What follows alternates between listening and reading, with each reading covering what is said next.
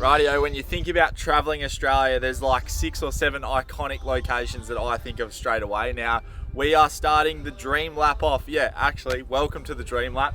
We are going to be tackling our favourite spots in Australia this year, and we can't wait to bring you along for it because we're going to try to do it in 1 year. Now, the spot we are at now is probably one of the most iconic spots in Australia, and as you can see, the flies love it here as well. Let's have a look at the ground. Maybe the ground will give away where we are. Have a look at the ground. Apart from this plum seed, but that's not really giving it away, is it? Let's face it over here, I reckon. Is anyone guessing where we are yet? Show them from the sky. I reckon that would probably give this place away, but let me tell you, this is one of the most spectacular places in Australia, and if you've never been here, you've got to get here. Sarah's just made us a nice little spicy margarita, and this is Living Baz. Let's get the drone up and reveal where we are starting our Dream Lap.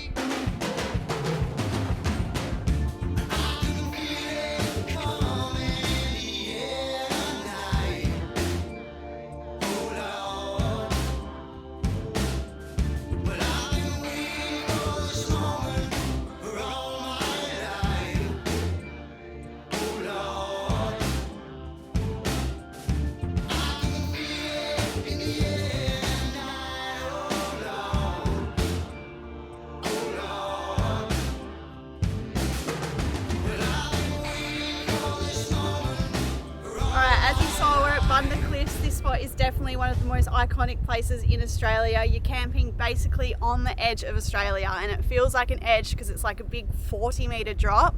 There is some sites along here that have been closed because of erosion, so yeah, there's shut sites, but there's definitely still campsites that you can get into along here. Just be careful where you park and how close you go to the edge, obviously, because there is erosion and some of it is like a bit concaved. It feels so good to be back in our caravan. It was so strange being in a house for so long. We never thought we would say that, but yeah, it's very nice to be back in the caravan. Our caravan reveal video went up last night, and there was a few little sneaky things that we left in there to show what brand it was, and heaps of people have seen it, so it's sort of cat's out of the bag, but yeah, you guys have got a good eye. I present ADHD Chats, presented by Dopamine and Caffeine. See, this is the famous Bunda Cliffs. Now, this is pretty much the Great Australian Bight. Well, it is. This is a big, deep blue ocean out here, and you guys know nothing gets me going more than deep, big blue oceans and rocks. Plenty of rocks, but like Sarah said, some of it's concave. So, as you can see, all this rock that's fallen down here would have been erect at some point. It would have been rock hard.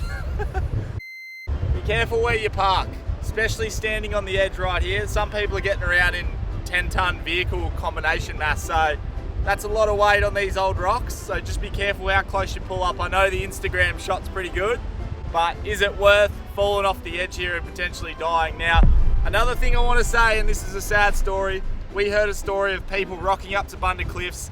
They let their Shih Tzu out of the car after a long drive and across the Nullarbor. It's pretty boring. Let the dog out the car. The Shih Tzu has absolutely yeeted itself off Bunda Cliffs, did a big zoomie, and it just got yeeted off the cliff, never to be seen again. So watch out for your dogs as well, and I know that's a true story. It's so freaking windy, but it is one of the most beautiful places in Australia, as you can see, and have a go at it. Nothing else like it.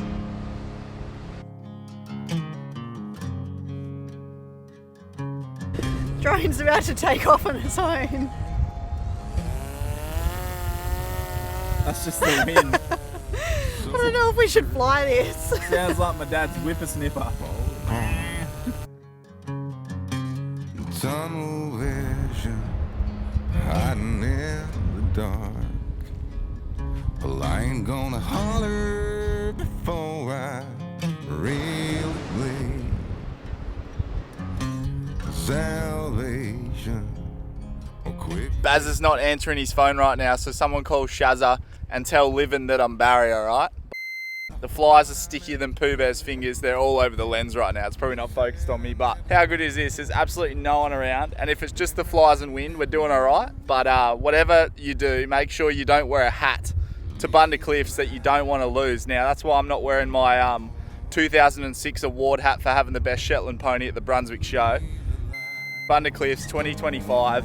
Hopefully this is the start that we needed 4 months delayed, but we're hitting the road and we are sending it towards the other side of the country, and we're going to show you all the best campsites in South Australia, hopefully. But check out this beauty. Pretty proud of this thing. They said I ever could change. Damn right, I never would. Leave the light on.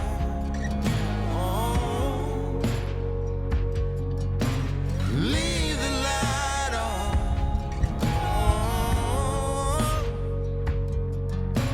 Leave the light on.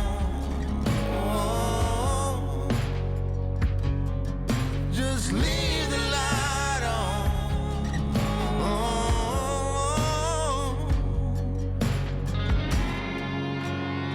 If I never change,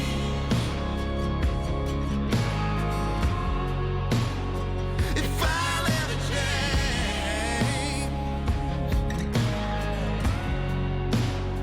if I never change,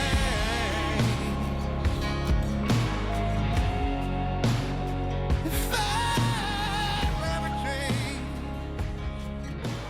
We hope you're enjoying today's video. They take about 3,500 clicks to make one of these videos, and all we ask is one click from you guys, and that is hitting that red subscribe button. It's absolutely free to do, and it's the biggest way you guys can support us. All it means is that you will definitely not miss out on next week's video. If you do want to be a bigger legend, make sure you like the video and even drop us a comment. We love hearing from you. We read every single comment, even if it's just commenting where you're watching from. We're blown away about the places people are actually tuning in from. Back to the video. Rightio, so we've left Bunda Cliffs and we are heading towards the Nullarbor Roadhouse, the famous Nullarbor Roadhouse. Now, there's a few little tips and things that we need to tell you if you are going to tackle the Nullarbor. And we're also going to uncover one of the most disgusting things that is on this long straight road. So the first thing is fuel. Now, download the fuel map, because when you're out here, you'll find that you'll be at one servo that's not that remote. They'll be charging something like $2.80, and then you go even more remote in towards the middle of Australia, so the trucks actually have to come out further to give them fuel, and the fuel's cheaper by like 40 cents. Now, the cheap ones are normally these smaller station roadhouses, and we normally skip Balladonia, for instance. Border Village is normally 40 cents dearer as well than everywhere else. And then obviously the Nullarbor Roadhouse is a bit of a tourist trap as well. But it is stuff you have to stop and see. But in terms of fuel, you're going to save a lot of money if you skip those spots. Now, that's the first tip, fuel map, download that.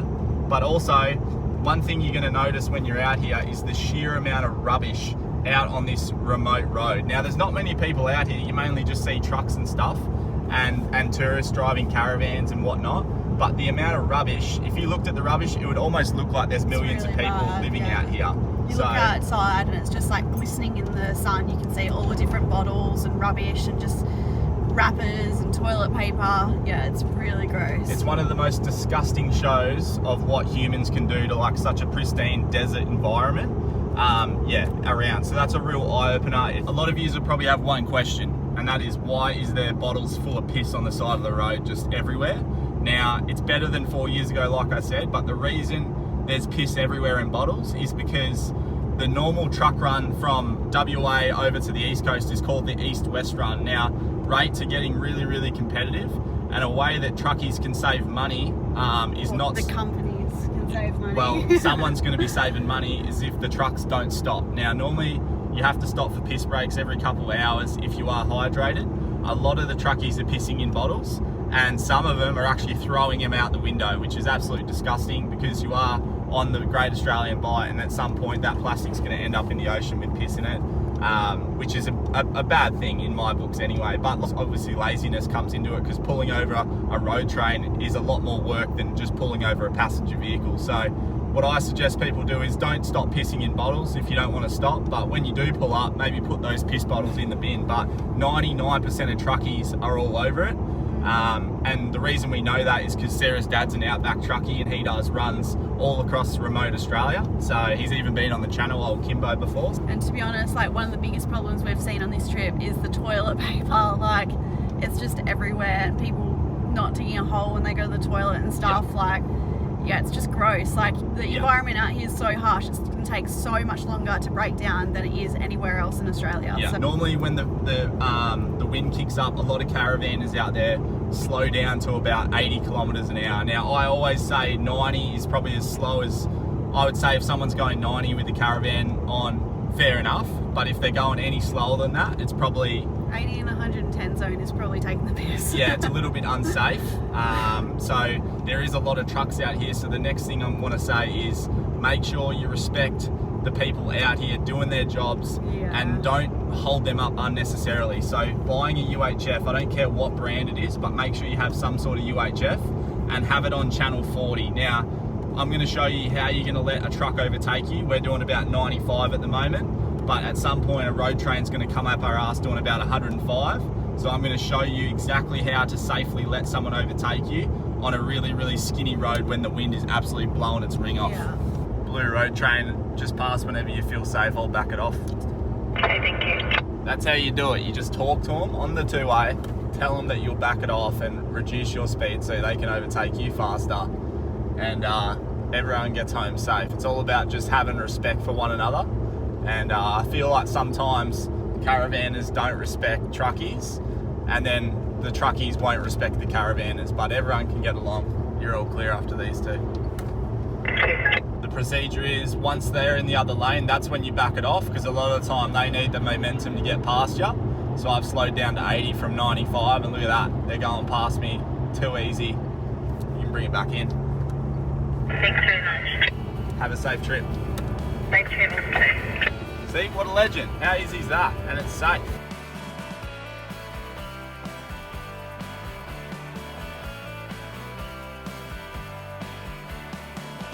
Everything I used to be seems to have disappeared so fast, like time is playing tricks on me. Yeah, so obviously Leroy is a big dirty diesel V8 with twin turbos hanging off it.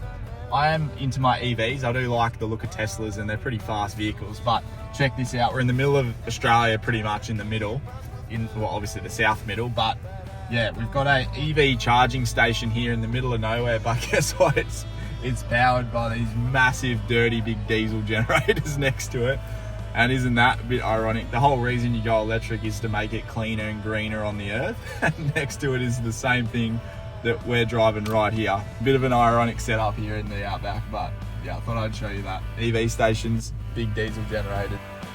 Now, the next thing we need to discuss is a massive divide on the roads in Australia at the moment, and that is truckies versus caravanners. Alright, obviously we're caravanners too, so we totally get the caravanner side, and we also get the truckie side, my dad being a truck driver.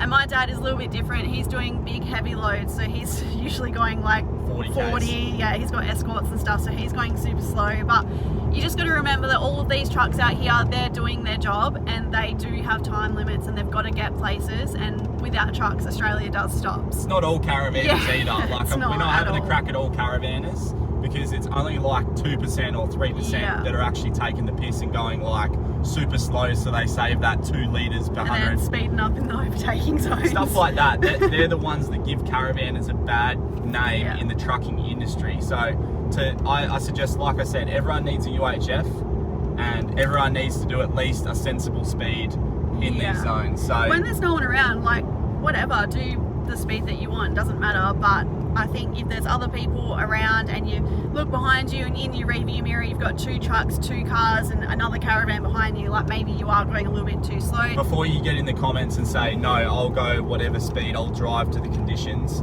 The road is dead straight, right? It's a dead straight road. The speed is 100 kilometers an hour. That's the speed limit. That's as fast as you can go. Like I said, if you're doing 90, I think that's fair enough. I go, fair enough, mate. You're doing 90 Ks now. You're having a crack, and that's being safe. But there's a certain threshold, there's a certain point where that becomes unsafe because you're going too slow. That is one of the biggest willy willies I've ever seen. I don't know what other people call them, but in WA they're called a willy willy. Have a look. It's going ballistic. It's like a little mini tornado. Crazy. That'd flip your car. That's bloody treacherous. Holy shit! That was one of the biggest willies I've ever seen. Alright, we are heading into our next spot. We're just south of Ceduna. And it's got... Struggled with that one, did you? Alright, we're just south of Ceduna and... Nice. We are heading into our next beach camp. We have absolutely no idea about this one. It's just been passed on to us by Elnick. It's called Davenport Creek. So apparently there's 2 camps in there. There's a creek camp and a beach camp. They're both free, and we're going to try and get ourselves down to the beach camp. But yeah, we have no idea about it, so we'll see how we go. Yeah, so we just got here to Davenport Creek and we have no idea about the joint obviously, but this is the track to the beach where we have to drive on, and as you can see, the tide's a bit too high, so we have to wait or come up with another plan, because I don't drive my vehicles through salt water. We got to come up with a new plan. I might fly the drone down and then check the tides to see when we can actually access it, because if it's pretty much a full, like a neat tide where it's sort of flat all day, we might be buggered, so we'll just have to have a look. So after checking the tides and distinctly remember Nick saying to me, do not go there on a high tide because the whole place will be underwater. So we had to come up with plan B. Now I found a little goat track on my maps that I wanted to investigate, and I didn't know if you could get a caravan down here. I had no idea where it goes, but on the map it looked like it goes to a sick little clearing that could just be a campsite. Now we're about to run into every full driver's worst nightmare, and that is towing a trailer down a skinny full drive track, running into an issue and not having enough room to turn around. We're just turning this big girl around. So we've come down a bit of a bush track here, and we're trying to find a camp, manufacture a camp, because the tides are too high to go out to Davenport Creek. So now we've found ourselves not at Davenport Creek but at Shit Creek, and we don't have a paddle. Now this is a situation. The van is like on a pretty gnarly angle, and it probably doesn't look like much in the video, but let me tell you, I don't really want to keep going up on that angle, and the car can't really go any further forward. So yeah, I don't know what we're going to do here, but it's not good.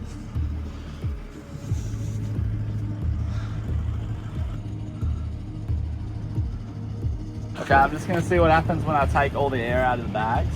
Does that make an angle less? Yeah, it is actually.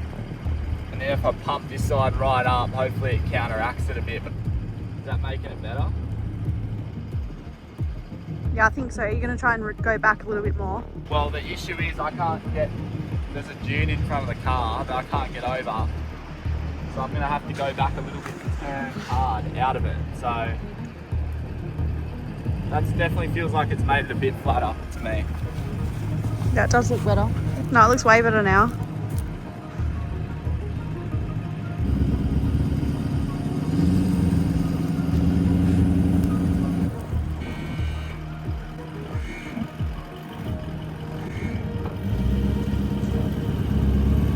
Like I said, the camera once again is not going to do this justice, but I suggest if you're going to go around Australia and do dumb shit with caravans on, I suggest you get bloody good at reversing. Rightio, after that little schmozzle that we were just in, we got out of it, but like I said, that was a gnarly angle. The airbags definitely helped out a lot there. We've now done the same thing and we're going down another goat track just up the road here, trying to find a sneaky little camp. We have no idea where we are, and check out the track that we're on.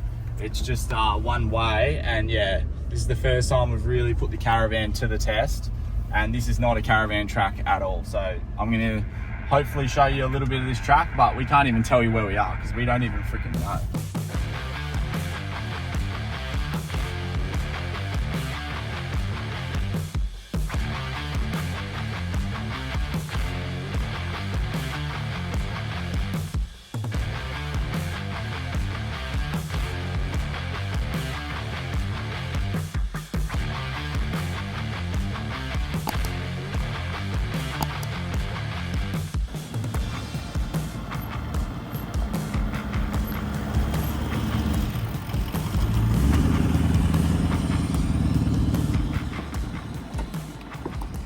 Oh, it's just a bit hard when you're when you don't know where you're going. It's a bit nerve-wracking, eh? And now I've got to this part of this track, and as you can see, it's like proper boggy, as like the sand is super soft. I don't know if we'll make it up this, and it's pretty narrow and off camber as well.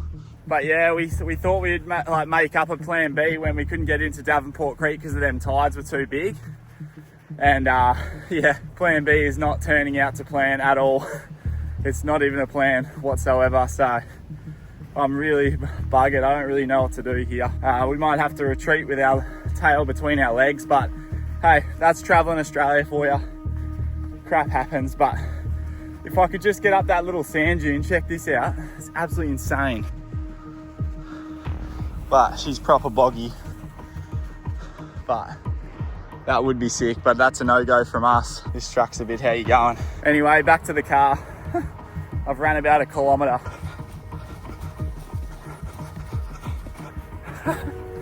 Woo. Woo, it's hot. 36 degrees.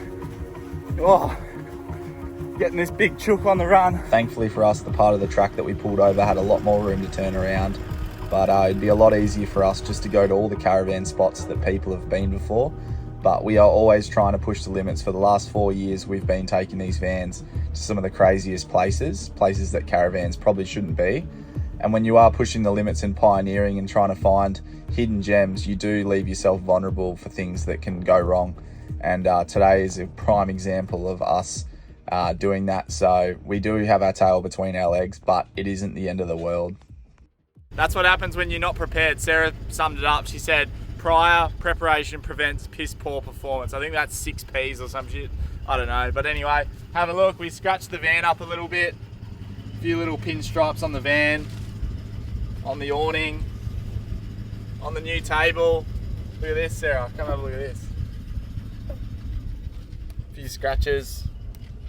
But hopefully it all buffs out, hopefully. The first scratch is always the one that hurts the most. Good morning. So this is where we ended up last night, and we are literally on the air highway. This is just a little pullover point, but it's pretty beautiful. We're just nestled amongst the trees here. And we're just out of Sajuna, so it saved us paying like $60 for a caravan park. Yeah, so we encourage people to utilise these little rest areas, these pullover places, because yeah, it does keep you out of a caravan park. And it's going to save you, like Sarah said, a whole carton of beer just for staying here. One other person in here, and they parked right next to us. I feel like they must have been a bit nervous. So a couple of weeks ago, I said I was going to show you guys this picnic table that this manufacturer's been working on. A lot of people know what van this is. We did leave a few sneaky little Easter eggs. It's Easter time, so we left some Easter eggs in the video. And we didn't think it was going to be so obvious, but you guys have eagle eyes, and it just shows you guys are not just looking at whoever's talking, you're looking at the background and all the different stuff that's going on in the background. So you might have spotted already what brand it is.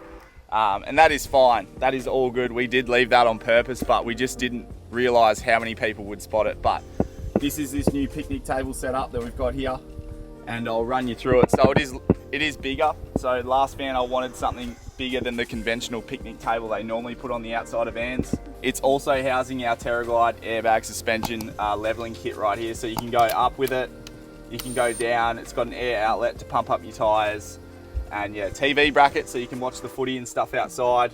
We've also got our cups, so we've got these silicone wine glasses. Sarah got these as a present for her birthday. That was pretty sick.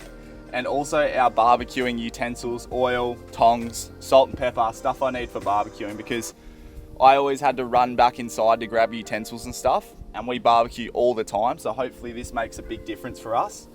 And just stuff like stubby holders and mozzie repellent, stuff that you just need all the time outside. So hopefully it's not a lot of storage, if I'm honest. It's also got a little light in here as well. It's not a lot of storage, but hopefully it makes camping easier. It's all about perfecting the setup and getting as perfect as possible. So I think this is a real positive thing. Rightio, so there you go guys. There's episode 1 of the Dream Lap. We are doing the Dream Lap, but we're also doing the realistic Dream Lap. Now, realistically, we spend a lot of time at these roadside stops because we literally pull over. The flies are terrible. But we literally pull off the side of the road and then get back on the road in the morning. So this is a realistic look at what traveling Australia looks like. Next week, I promise you, we're getting the boat off the roof, which is going to be sick. Next week on the Dream Lap. Yeah, I went to pull the trailer out and the wheels fell off the trailer. But a lot of people asking us what this little black device is. Joking. That's an absolute big chook if I've ever seen one, eh? Easy out. Oh! Get it back out. Oh yeah, fish on. What I'm about to tell you, and this is not exactly legal either, so